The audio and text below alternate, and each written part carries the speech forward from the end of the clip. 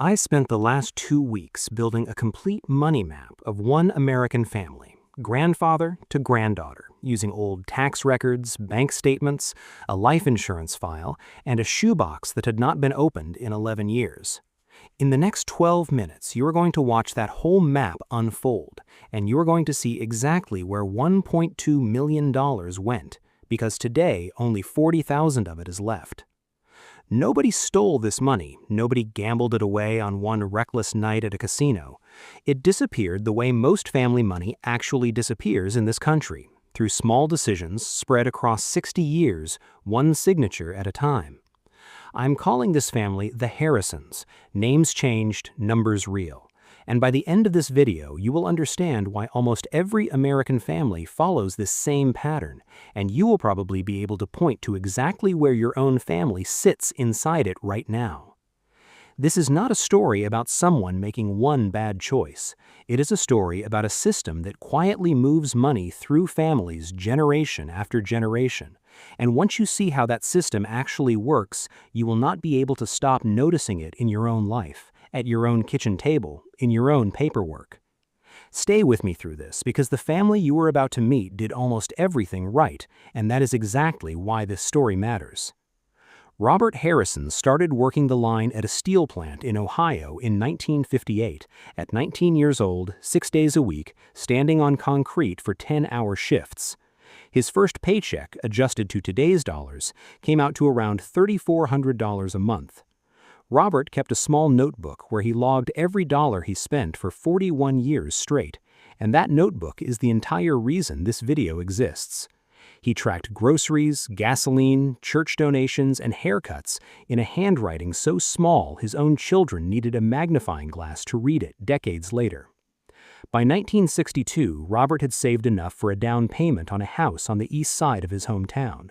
The house cost $18,000, which is roughly $190,000 today. He put 20% down, financed the rest at a rate over 7%, and paid the entire loan off in 19 years instead of 30, because he refused to carry a debt any longer than he had to. Watch this number move, because it is going to matter later. That house, purchased for $18,000, would eventually sell for over $245,000. And the way that sale unfolds is going to be one of the turning points of this entire family's story. The plant also offered a pension, and Robert never missed a single contribution across his whole career. Not during layoffs, not during a 6-week strike in 1974, not once. In 1967, he quietly opened a whole life insurance policy, paid $11 into it every single month for decades, and told exactly none of his 3 children that it existed. By the time Robert retired in 1999, the picture on paper looked almost perfect. The house, fully paid off, was worth $210,000, the pension paid him $1,800 a month for life, and 41 years of that notebook showed a man who never once carried a credit card balance from one month into the next. If you would stop this story right here, you would call it a success. The working-class family, one paycheck at a time, building something solid enough to hand down.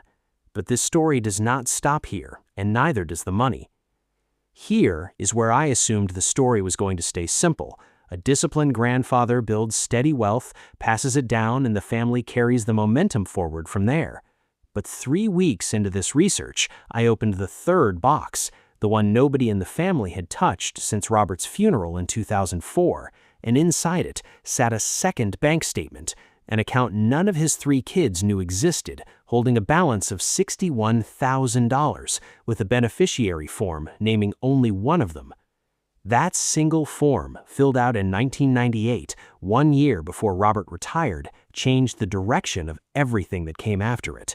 According to 2 people I spoke with during this research, it triggered a rift inside this family that lasted 14 years, and it started the very week of the funeral. The name on that account, and the son, who also inherited the house outright, was David Harrison. His sister Susan and his brother Mark split what remained of the pension payout instead, and understandably stopped speaking to David for the better part of a decade. By 2005, David was sitting on a paid-off house worth $210,000, an inheritance of $61,000 in cash, and no personal debt at all. At 38 years old, on paper, David Harrison was already wealthier than his father had been at retirement, and he had gotten there almost 40 years faster. Most videos about generational wealth end right here, at the handoff, because the handoff looks like the happy ending. This is not the happy ending. This is the halfway point of the story, and it is also the halfway point of the money. In 2006, David took out a home equity line of credit for $85,000 against the house his father had paid off in cash decades earlier, and used it to open an auto parts distribution business with a childhood friend named Rick. The idea looked solid on paper. Contracts were already lined up with 2 regional garages, and the first 6 months of revenue actually beat their own projections. 14 months later, the 2008 financial crisis hit. Commercial credit froze overnight, his 2 biggest customers went under within weeks of each other, and by the end of 2009, the business had closed for good. The loan did not close with it. That $85,000 was now permanently attached to the house, sitting on top of a mortgage that was already decades into being paid off. David refinanced twice, trying to bring the monthly payment down to something manageable, and each refinance added new closing costs and reset the clock on the loan all over again. Between 2006 and 2013, he paid roughly $34,000 in interest and fees managing debt from a business that no longer existed in any form. In 2011, under the weight of that strain, David and his wife Karen divorced. The house sold as part of the settlement for $245,000, the number I asked you to remember earlier. After the original mortgage, the home equity loan, and closing costs were paid, the remaining proceeds were split between them, and David walked away with $29,000 in his hand.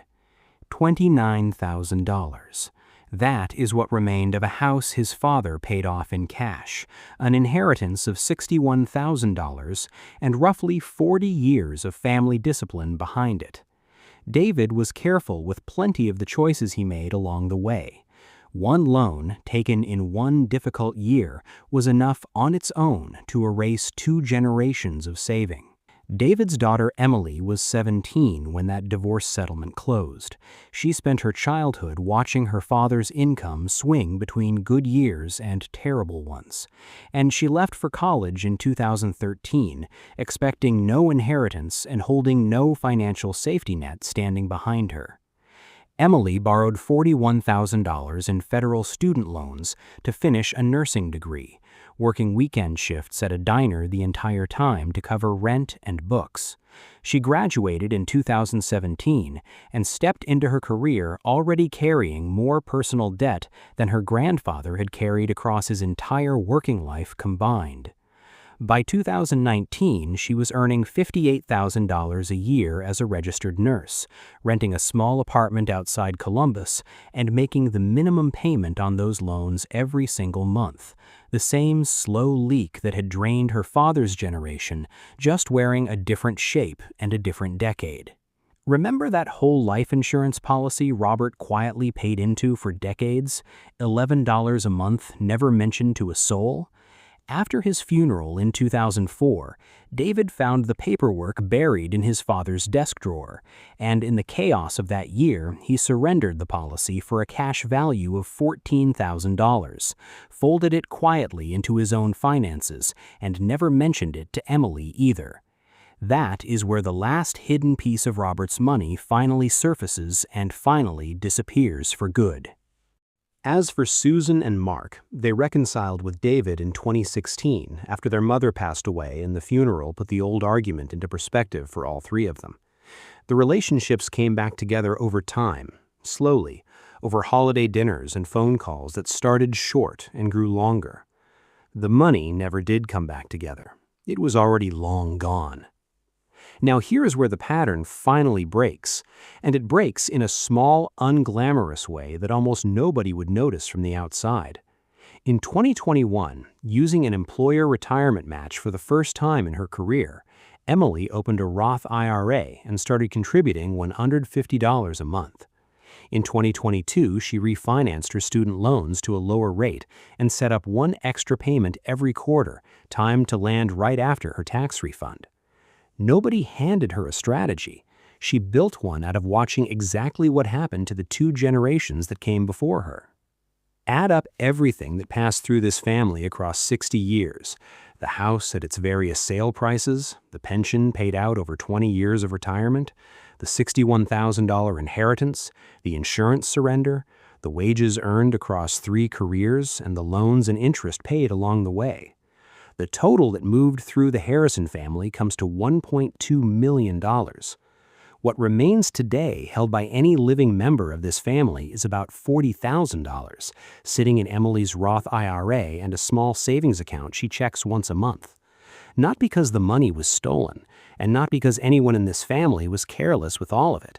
It moved through taxes, interest, a divorce, a recession, and one form that nobody thought to explain out loud while there was still time left to explain it. That gap between 1.2 million and 40,000 is not a story about one unlucky family. Researchers who study generational wealth call this the shirt sleeves pattern, wealth built by one generation, held by the second, and gone by the third. And it plays out across the majority of American families with almost eerie consistency. The Harrisons did not fail some special test that other families pass. They lived through the exact version of this pattern that quietly plays out in millions of households every single year, including possibly your own. If you want to see exactly how families break this pattern instead of repeating it, watch the video on your screen right now, where I break down the one document that could have saved this family over $400,000 and why almost nobody has it sitting in their own house today either.